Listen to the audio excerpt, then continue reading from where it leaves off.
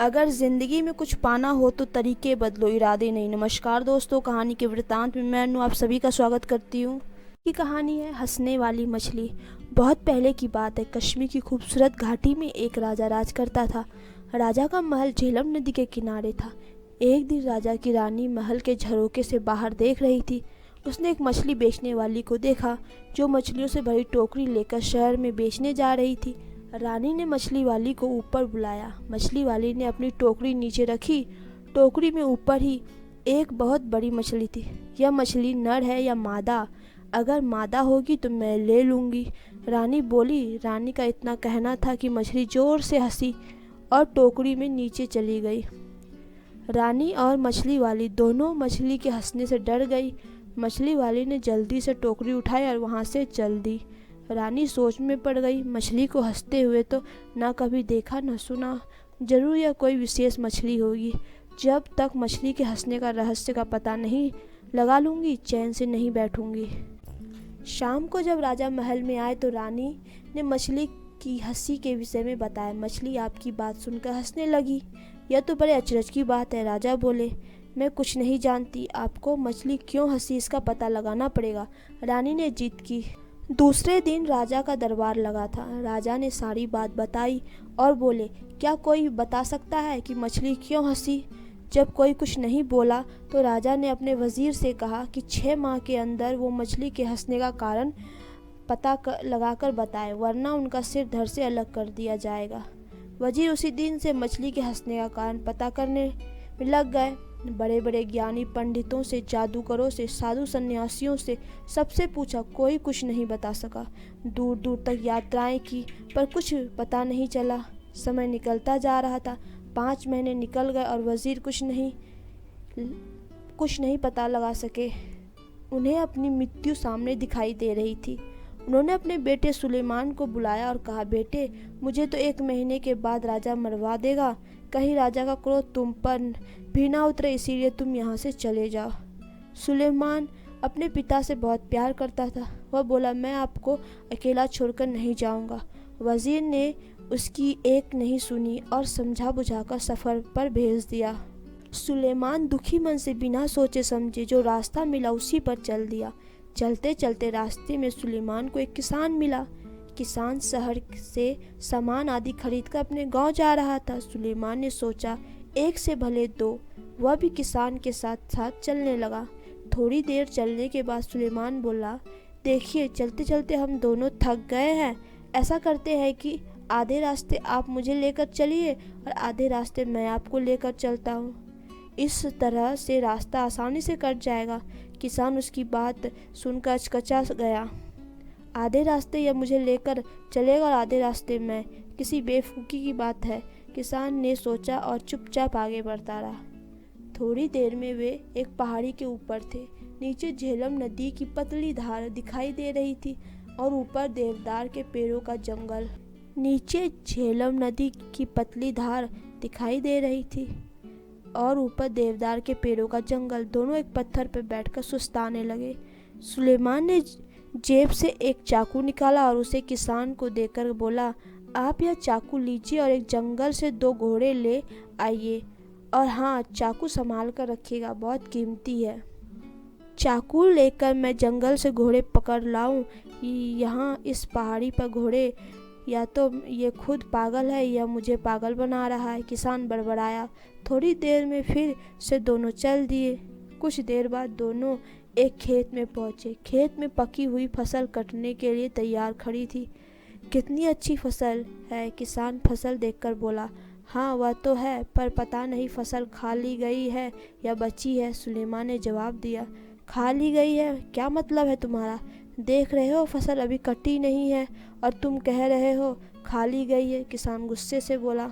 मैंने तो यूं ही कह दिया, सुलेमान बोला, और वे फिर अपने सफ़र पर चल दिए। अब वे एक फूलों से भरी घाटी में पहुंचे। घाटी के एक छोटी सी नदी बह रही थी। नदी के पार पहाड़ी थी जिस पर एक गांव दिखाई दे रहा था। किसान ने अपने जूते उतारे, पजामा ऊपर खोसा और नदी पार करने लगा। नदी अधिक गहरी नहीं थी, पर धार बहुत तेज थी और तलहटी में ढेर सारे छोटे बड़े पत्थर थे। नदी पार करके किसान मुड़ा तो उसने देखा कि सुलेमान जूते पहने हुए ही नदी पार कर रहा था। सचमुच में ये पागल है, किसान ने सोचा। नदी पार करके दोनों पहाड़ी पर चढ़ने लगे। गांव के पास पहुंचकर किसान बोला, मेरे घर चलो, कुछ खा पी कर और आराम करके आगे के सफ़र पर निकल जाना। मुझे बड़ी खुशी होगी आपके घर चलकर, लेकिन क्या आपके घर की छत इतनी मजबूत है कि आप मुझे अपने घर ले जा सके? सुलेमान ने जवाब दिया। अब किसान अपने गुस्से पर काबू नहीं रख सका और बोला, मैंने तो शराफत के नाते अपने घर आने की दावत दी थी। नहीं आना है तो मत आओ, पर मेरा अपमान तो मत करो। इतना कहकर किसान अपने घर की तरफ चल दिया। किसान की एक बेटी थी गुलनार, बहुत समझदार चतुर।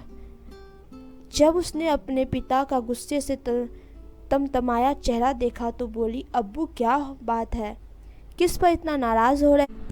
अरे एक लड़का है, रास्ते में मेरे साथ हो लिया, रास्ते भर तो ऊट पटांग बातें करता ही रहा।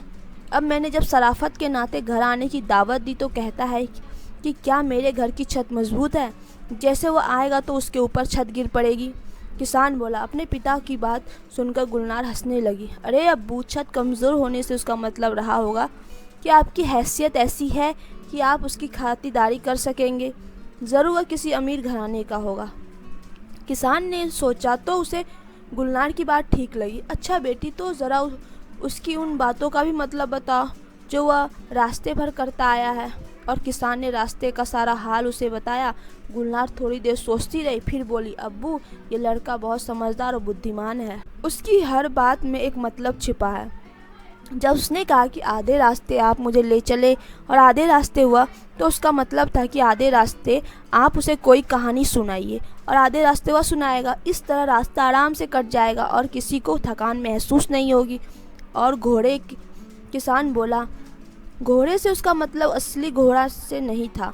उसका मतलब था कि जंगल से लकड़ी की 2 मजबूत टहनियाँ काट कर ले आइए जो छड़ी का काम देगी।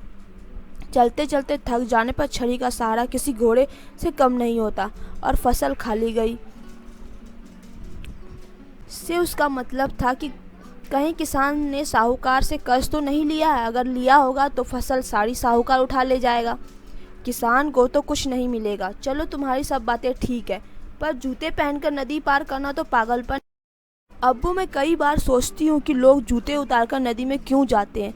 ऐसा करने से कोई नकूला पत्थर उनके पैर में चुभ सकता है और वे गिर भी सकते हैं। जूते पहने रहने पर पैरों का बचाव होगा। अरे यह लड़का तो सचमुच बहुत अक्लमंद है, मैं अभी उसे लेकर आता हूँ, कहकर वो किसान घर से निकल गया। इधर गुलनार ने सोचा, क्यों ना वह भी लड़के की परीक्षा ले। उसने एक थाली में 12 रोटियां रखी, एक कटोरा खीर भरकर रखा और दूध से लबालब भरा हुआ एक जग रखा। थाली नौकर को देकर बोली, यह थाली सुलेमान को देना और कहना कि साल में 12 महीने होते हैं, पूरे चांद की रात है और सागर में पानी लबालब भरा है।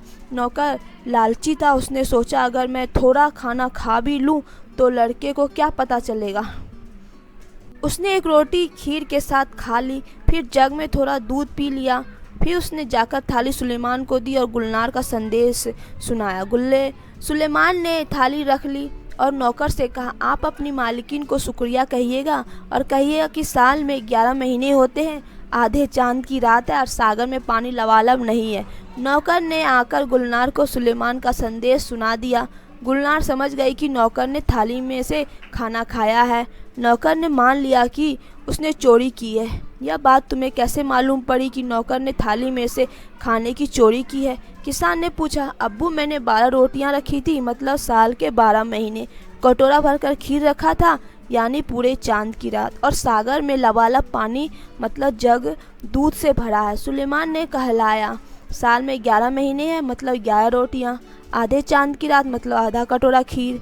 और सागर में पानी कम है, इसका मतलब दूध कम है।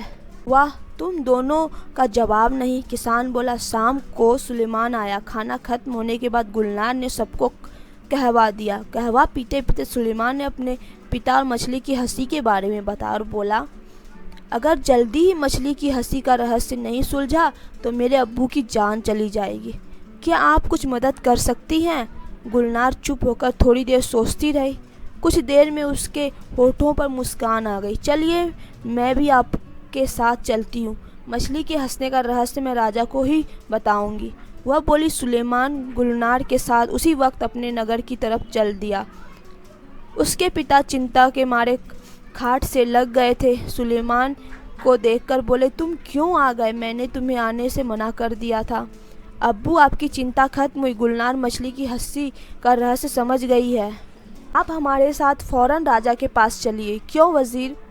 मछली क्यों हंसी? कुछ पता चला? राजा ने पूछा। हाँ महाराज, इसका उत्तर यह लड़की देगी। वजीर बोला। महाराज, आपके महल में एक पुरुष स्त्री के भेष में रहता है। यह बात उस मछली को पता थी, इसीलिए वह हंसी थी। गुलनार ने बताया। हमारे महल में पुरुष असंभव। राजा बोला। महाराज, अभी इसका फैसला हो जाता है, गुलनार ने जवाब दिया। अब उसने एक बड़ा सा गड्ढा खुदवाया, फिर महल की सारी दासियों को उस गड्ढे को कूदकर पार करने के लिए कहा। कोई भी दासी उस गड्ढे को पार नहीं कर सकी, सिवाय उस दासी के जो असल में एक पुरुष था। वह एक चोर था और राजा के महल में चोरी करने के इरादे से रह रहा था। राजा ने उसे कारागार में डलवा दिया। राजा ने गुलनार को बहुत सारी धन दौलत इनाम में दी और उसकी बुद्धिमानी की सराहना की।